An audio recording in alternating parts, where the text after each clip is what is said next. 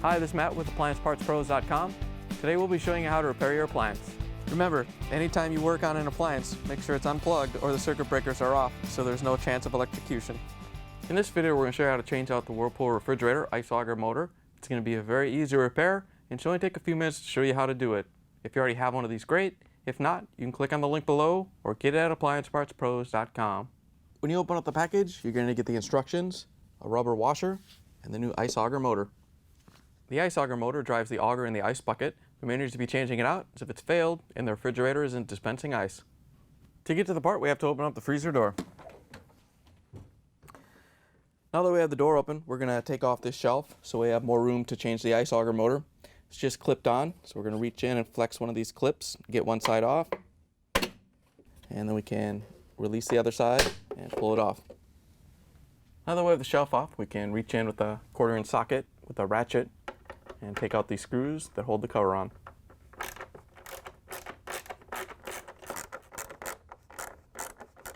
Once you have both screws out, you can pull the cover off and set it aside. Now we can reach up and take the wiring harness off the motor. There's no locking tab on it, so all you have to do is carefully pull it off.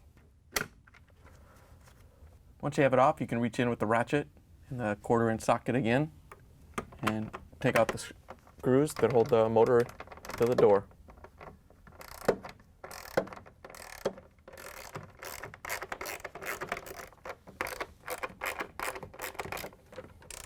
As you're taking the last screw out, you want to make sure you hold the motor up so it doesn't fall out.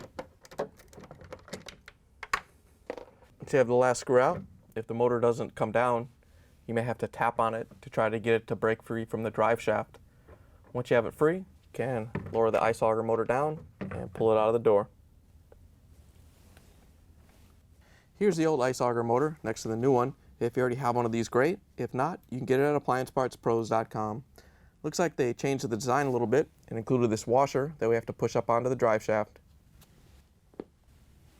Before we put the motor in, we have to put the washer onto the shaft. All you have to do is reach up and stretch it over the drive shaft. Once you have it started, we can take a 12mm deep well socket and we're going to push it up so the washer's up about 1 centimeter on the drive shaft so the motor goes on all the way and it doesn't interfere with it. Once you have it pushed up, we can lift the motor into place. To put the motor in, all you have to do is lift it up into place. If you notice that it doesn't go all the way up and you can't get the screws in, you may have to turn the auger up above in order to get the drive shaft to drop down into the motor.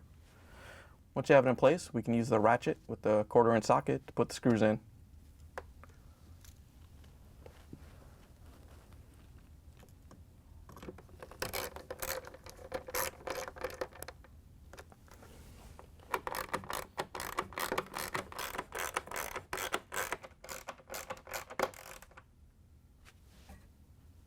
Once you have all the screws in, you can reattach the wiring harness. All you have to do is line it up onto the pins and push it up into place. You want to make sure it locks in so you get a good connection. Now that we have the wiring harness attached to the new motor, we can lift the panel back into place and use the ratchet with the 1/4-inch socket to put the screws in.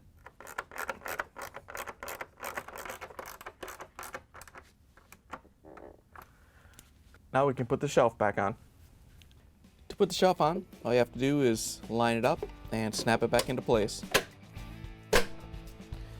Once you have the shelf in place, we can close the freezer door, plug the refrigerator back in, and make sure it starts to cool. Thanks for joining us for another successful repair brought to you by AppliancePartsPros.com. Check out our other repair videos on our site, Facebook, and YouTube.